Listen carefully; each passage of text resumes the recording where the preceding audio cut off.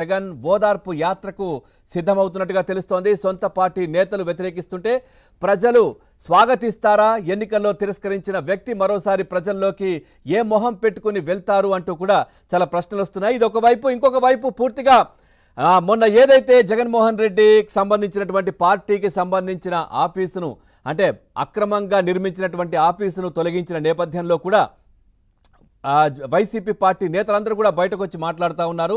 ఇదంతా చట్ట వ్యతిరేకంగా కక్ష సాధింపు చర్యల్లో భాగంగానే టీడీపీ పార్టీ చేస్తోందనే విమర్శలు వాళ్ళపై వస్తున్నాయి. కానీ 26 జిల్లాల్లో దాదాపుగా 42.24 ఎకరాల్లో కొన్ని వందల కోట్ల రూపాయల ప్రజాధనాన్ని అంటే ల్యాండ్స్ రూపంలో కూడా తీసుకొని అక్కడ బిల్డింగ్లు కట్టారు పార్టీ కార్యాలయాల కోసం. అంటే మనం చూస్తే దాదాపుగా ఇటు తెలంగాణ చూసినా కానీ 10 సంవత్సరాల అధికారంలో ఉంది బీఆర్ఎస్ పార్టీ. ఎక్కడ ఇంత పెద్ద ఎత్తున పార్టీ కార్యాలయాలు నిర్మించలేదు.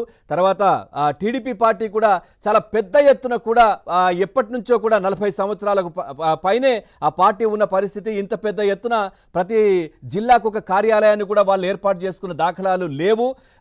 చూస్తే కనుక జాతీయ పార్టీలు కాంగ్రెస్ కావచ్చు లేదంటే బీజేపీ కూడా జాతీయ కేంద్ర కార్యాలయానికి సంబంధించి దానికి 2 ఎకరాల స్థలం మాత్రమే ఢిల్లీలో ఉన్న పరిస్థితి. అక్కడ చిన్న ఆఫీసును అయితే వాళ్ళు దానికి సంబంధించి ఏర్పాటు చేసుకున్నారు. కానీ జగన్మోహన్ రెడ్డి చేస్తున్నటువంటి అరాచకాలు గతంలో ఒక్కొక్కటిగా బయటకు వస్తున్న పరిస్థితులు, విశాఖ ప్యాలెస్ కావచ్చు లేదంటే ఇప్పుడు 26 జిల్లాల్లో కూడా పూర్తిగా బిల్డింగులు పార్టీ కార్యాలయాల పేరిట ఎకరాల ప్రజాధనాన్ని దుర్వినియోగం చేయడం, ప్రజలకు సంబంధించిన ల్యాండ్లో ఎకరాల్లో బిల్డింగులు కట్టుకోవడం. అంటే ప్రజలు కూడా నిలదీస్తున్నారు.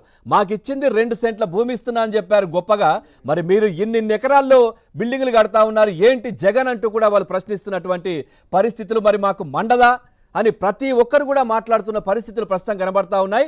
అసలు ఎందుకు మండుతోంది ప్రజలకు, ఎందుకు జగన్ పైన దాడులు చేస్తూ ఉన్నారు నిన్న సొంత జిల్లాల్లో కూడా అనేది ఒక్కసారి మనం చూద్దాం. ఒక్కసారి జగన్మోహన్ రెడ్డి ఎన్నికల ప్రచారంలో ఏ విధంగా మండదా అని చెప్పారో ఒక్కసారి చూసి చర్చలోకి వెళ్దాం. మండదా మండదా అక్క,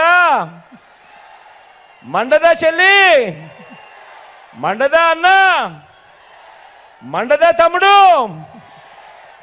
మండదా మండదా అక్క, మండదా చెల్లి, మండదా అన్న, మండదా తమ్ముడు. రైట్, ఇక ఇదే అంశానికి సంబంధించి మనం చర్చలోకి వెళ్దాం.